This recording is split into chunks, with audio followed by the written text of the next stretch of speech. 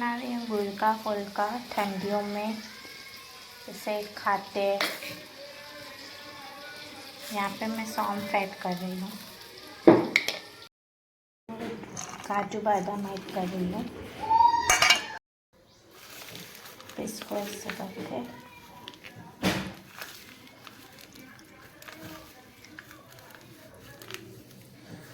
गुलका फुल्का बना रहे। ठंडियों में बहुत अच्छा लगता है।